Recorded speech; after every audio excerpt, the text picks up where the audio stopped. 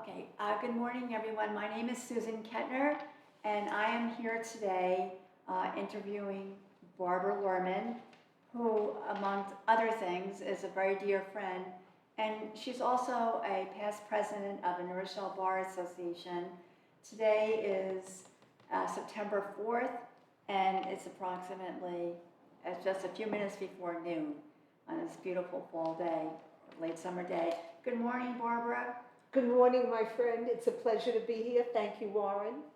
Okay, so Barbara, I wanted to talk a little bit about your service as president of the New Rochelle Bar Association. You were elected and you served from 2000 to 2003? Three. Right, and I know that during this period of time that you were able to increase the membership at least triple-fold, if not more. I was a member at the time. I was probably also on the board, having recently stepped down.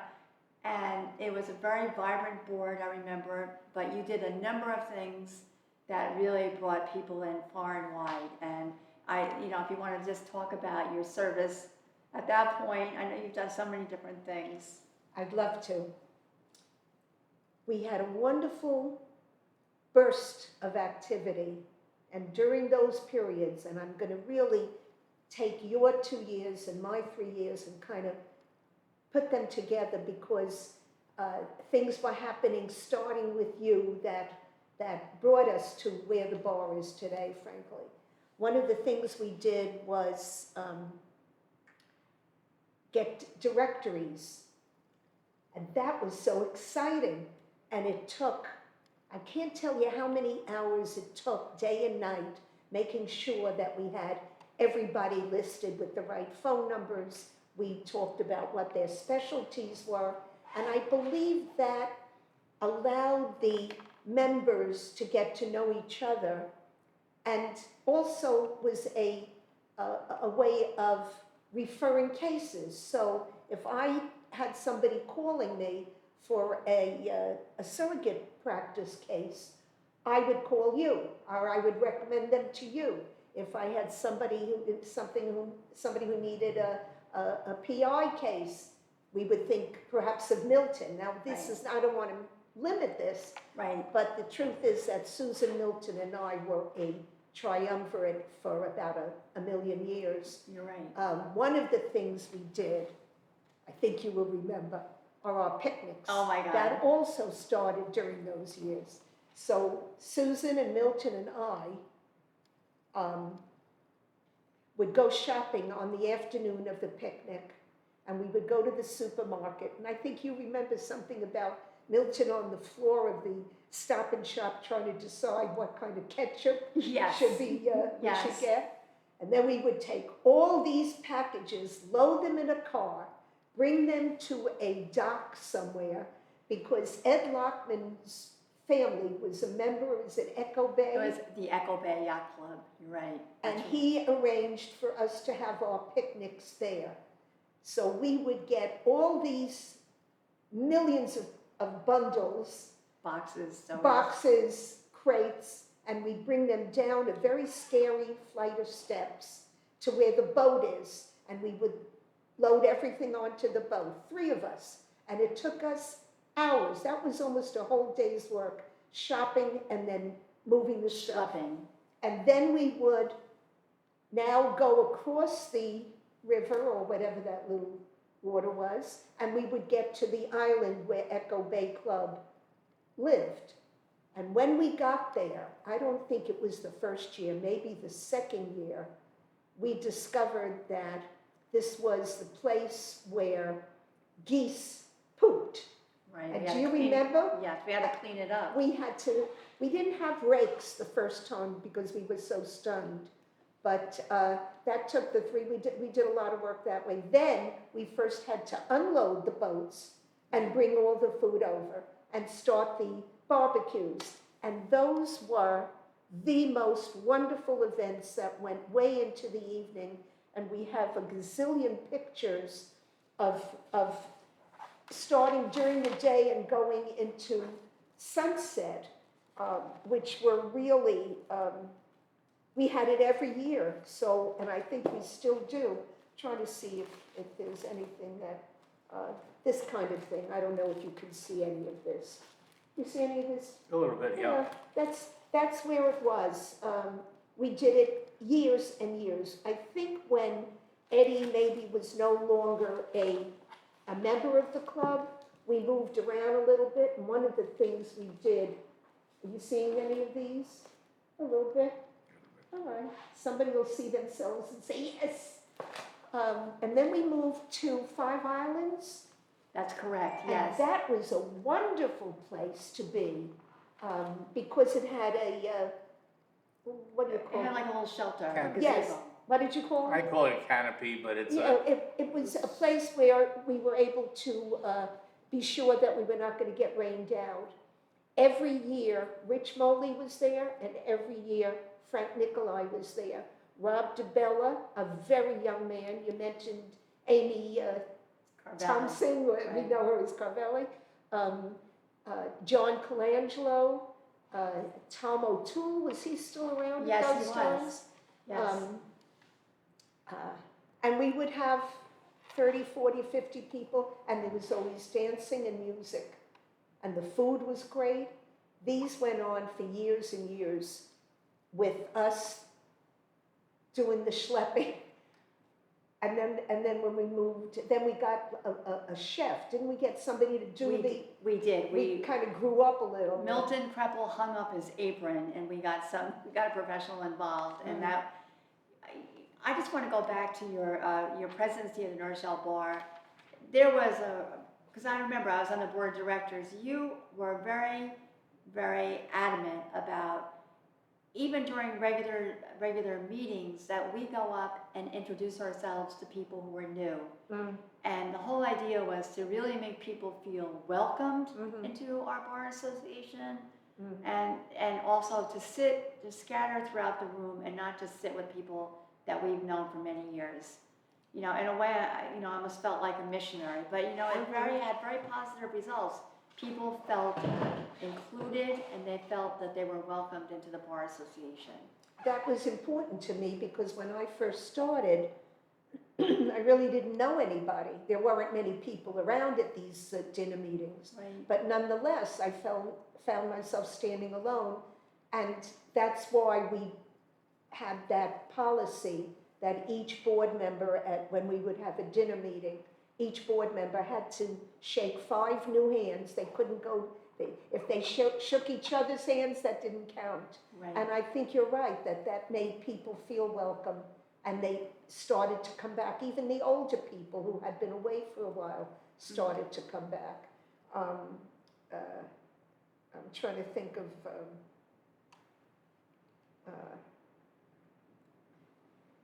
I'm trying to think what else we did. We started a CLE program. We became, we had a... Huge. That was It huge. was huge. We became accredited to present CLE classes, and it was a remarkable increase in the bar in all regards. Members started, new people would join. The other piece to that is that we did not charge, and I believe, I'm not 100% sure, that in general the bar still does not charge. But our feeling was that the CLEs were mandatory. We had to get them somewhere. We were members of a bar where we paid our dues, and this was something that we owed to our members without charging extra. And it was extremely popular, and in going through my own records, I found, I think you found pictures of Fred Shapiro talking, and so many of the judges who volunteered to help us grow. That's correct. I know Al Emanuele came to Yes. visit. We had that one federal judge that came. Oh, Adley Stevenson, somebody. Yes, He was lovely, a federal judge who came and sat and spent the whole evening. Yes. We also had, we had Judge Rudolph, he would come, Oh. and he would speak as well. And he'd have the other judges in tow. But I have to say, you started that CLE program, and that was really instrumental, I think, in driving up the membership. Mhm. The people who still are members this day, I'll see them on Zoom meetings at some of the CLEs that I attend, and Yeah, it's that's so cool, isn't it? it is cool. Yeah. I wonder, with these pandemic protocols, how that aspect of our culture, our legal culture, how that is going to transform in the long run. We'll see. We Time think will- about it a lot now Yeah. that it's back. Yeah. So, transitioning from the Nourishell Bar, how did you get involved in the bar to begin with? I have a feeling that Greg, who was a classmate in law school, invited me to one of the meetings, which never really had a lot of people in those early days. Right. Certainly not a lot of women. I think that my recollection is that you started making us all aware that we had to diversify our bar association to reflect our legal community as well as our city community.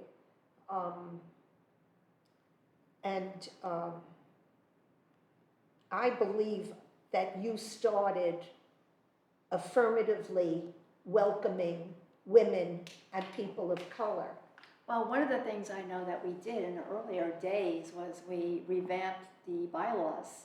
Oh, yes. It was not an easy, it wasn't really hard, but it was time consuming. It was. Because everything had to be voted on. But those bylaws were not gender neutral when I joined the bar. They all referred to male members. Yeah, they did. That changed. Yes, that changed. So. And by the time I left, when I looked through some of the, we did a newsletter. Do you remember the newsletters, Susan? Yes, it was fabulous. They were fabulous. And you know what made them fabulous? All we did was take pictures. I started off with those disposable cameras. Right, I remember that. And then I had to buy a camera because it was getting very expensive. You've got to Right. have them developed. And people loved the pictures. And we included, when I went through 5 or 6 years of newsletters, we also gave personal information. Susan Kettner was elected to be the chair of the zoning board. Right. One or another judge, somebody was having a baby, somebody was getting married. And people got to know each other through those little tiny blurbs, 1 or 2 sentences. You're right. You're And I absolutely had right. forgotten about that. I know. And it's interesting, like Lori Dallos, who's a member, has been a member for many years, lives right across the street. And it was such a pleasure when I moved here to know that she would be a neighbor. But I had met her through the Nourishell Bar Association. We made very good friends in the bar. Yeah. And think about some of the people that we've known for so many years, like Yeah. Milton, Frank DeMarco even, and his wife Carmelina. Milton. I still call Milton. Milton is very often my first call when I get a case. And I say, Milton, you got a minute? Right. And he knows I'm going to be picking his brain. He's an excellent attorney with vast experience. He And is. we have a whole bar full. I'm not active now, but this was my period of activity within the bar. We have wonderful attorneys, and we had a very collegial group of lawyers who never hesitated to assist each other. So if you needed a motion to dismiss, you'd make 1 or 2 calls, and we would get one, and somebody, very often Milton or whomever we turned to, would say, don't forget that if you're going to do it this way, it may not work, so you want to try this way. That's how helpful and cooperative a group we were. The board of directors, I don't know how many people, maybe 10 or 12 people. We started off with pizza, and we all were very committed to this bar association of ours. All of the judges that we were talking about who were in the New Rochelle City Court, they were all members. That's correct, They were all members of the bar, and some of them were more active than others. When Tom O'Toole became elderly, he and Electa, was that her name, Electa? Electa, yeah. Yeah, and they came all the time. He was one of the people who had come back when he saw the bar rejuvenating. Right, And having him there, he, just as you're asking us 50-year history, he had the 50-year history. Right. So we were able to appreciate how it changed and how it grew. Mm-hmm. I think that John Colangelo, who was a city court judge for many years, and the relationship you had, who did you say you would turn to for guidance? Rich Moley. Rich Rowley? Right. I had that role after Rich stepped down. John Colangelo helped me in the way that Rich helped you, just with guidance. And when I had a question about what to do on a bar issue, and I would go find John, and John would, just like Rich Moley did, stop everything and work it through. Well, if we do this, and always with the betterment of the bar in our discussions. Right. John is still a great friend, and he's now in the appellate division. I know. And isn't that exciting? I know, that is. And he took over in the board. When Rich left, John kind of took over that. I'm not going to talk a lot, but listen when I talk. He didn't say that, but I saw that. Right. That we all listened when John spoke, just as we did when Rich did. Right. So to see our members and our past presidents who have moved up within the legal community, although it may not be directly related to the centennial, we all had an effect in one way or another, going back to 23? When your grandfather was in the bar. That's how far back this continuity goes. Right. And life was a lot different in 1923, as you can imagine. Well, it was really interesting because Warren had forwarded me some of these articles, and from the local newspapers and things, and I read one of them, and one of them involved when my grandfather was, I don't think he was an officer of the association at that time, but they were at some celebratory event, and they said that, my grandfather was the MC. And knowing him growing up as a young child through when I was in college, he was very gregarious. He was, very different from my father, who was much more reserved. My grandfather, I could imagine him, at a Cesario's or one of those restaurants, kind of backslapping all the people and the lawyers that he knew. He was kind of that kind of person. That's very important. That makes people feel welcome and part of a group.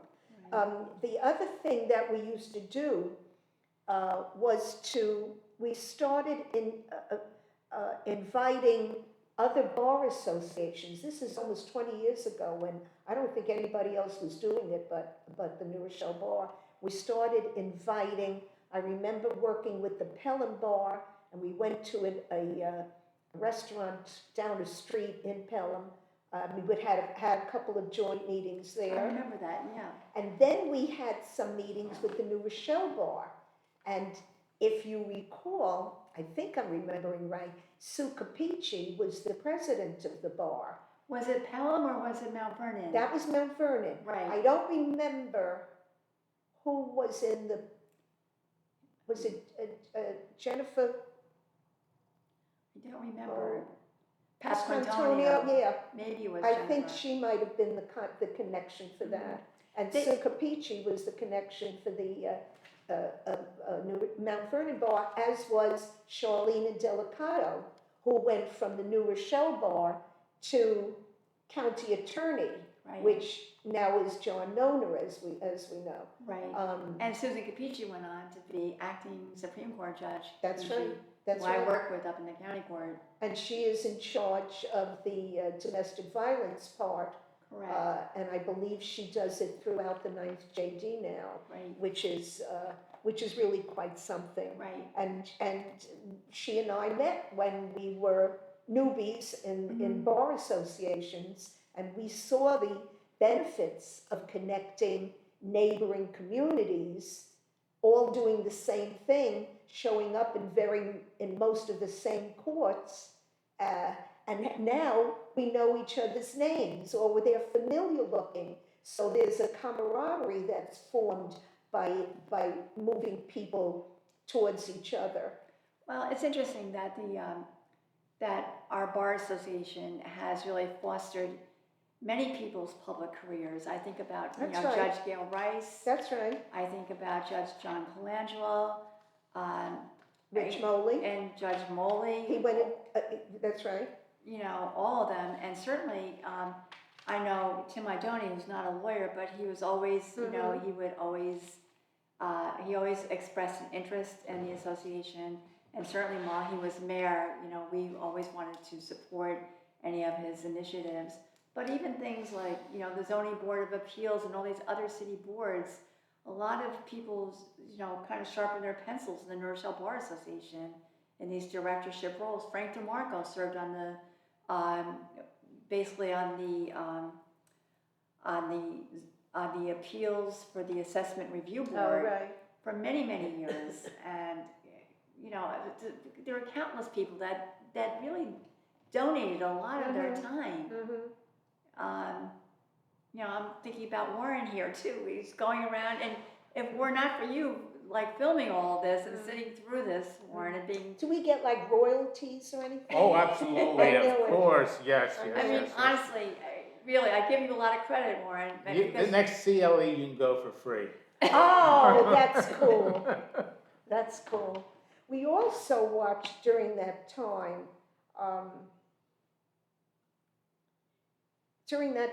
we watched local bars, such as the New Rochelle Bar, start to gain influence. Yes. And that's one of the reasons, Warren, why we have so many stories relating to members of the judiciary, because they were our presidents and our board members, and there was something going on in the bar. So when Susan's talking about all these historic facts and all these people who are now doing so much within the county and within the state even,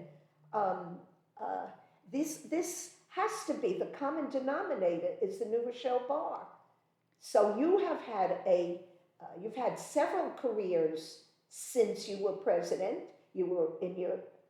Did you explain that you were in your grandfather and your father's practice? And the picture behind you was in your office, and now it is in your home. And that was something that was very relevant. We watched women start to come into their own, which was very exciting. We had women presidents, we had women board members. Right. Isn't that wonderful? Yeah. I hope you can show that, Lauren. Do you want me to... No, I got it. You got it? It's hard to tell. We tried. That's the most I can do. Okay. So the continuity of service, especially when you're looking at, and we go back to the early officers. I'm starting with you because that was my frame of reference. Everything became much more important and relevant to me when you became president. Right. Well, I think that every era had its group of people.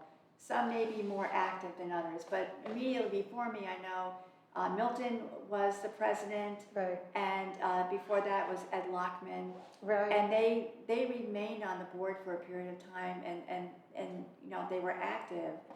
I remember when Do you remember Ed's mother and father? I do. And his father was a strong supporter of the bar. And his mom and dad would have events at their house. I think that's where it was. Right, And their office in the K building was always a focus for something going on, very often relating to the bar. right. So you have all of these people who came from separate places, and a lot of them did have New Rochelle connections, and I didn't have anything like that. I'm from the Bronx, and we didn't. Right. That was the Bronx. You were part of the Bronx, but you didn't have the kind of connections that you have in what is a small town or a small city. No, you're right, and I think that K building, if those walls could talk, Oh, my God, yeah. it's for years and years and years. I mean, that Yeah. building opened in 1930, and there are large offices. I remember the Albertson brothers. I really didn't know them personally, but they seemed really very nice. There was a certain formality to the practice That of was law. Tommy and Joe Right. and Simmons, who was. Yes. That was Albertson Simmons. Right.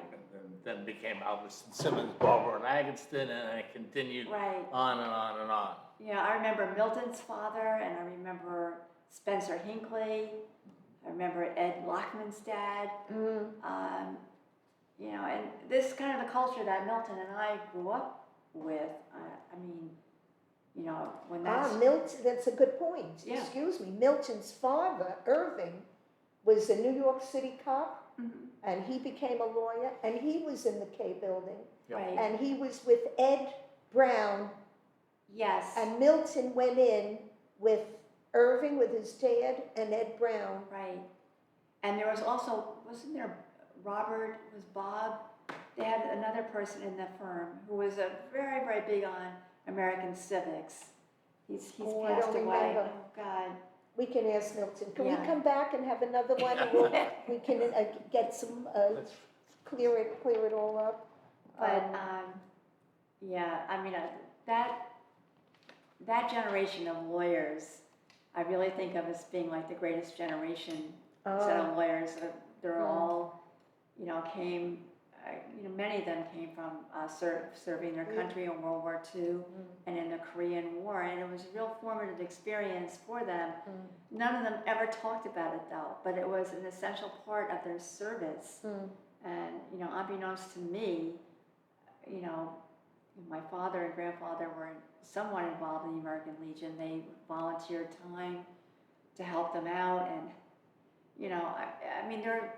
they never bragged about it. I found out after my father died. It wasn't their custom to tout their things that they did. They just Did it? They just did it. We saw these newspaper articles of obituaries of many, and they would cite in the obituaries. You've got to read these, Barbara. They're really interesting. And he was a member of the New Rochelle Bar Association. That was an important. Yeah. I remember seeing. Or he was a director or a past president. Okay. Are we done? I think we've covered everything that we could possibly cover. We have only just started. Well, yes. We're But, only up to year 2. Just think of this. We're at 28 plus minutes, and we want people to be able to see this and watch this. And how many of our members of the bar are going to sit through 30 minutes of times 10 or 20? It's Right. going to be a lot. So I thank both of you for your time, and I appreciate it.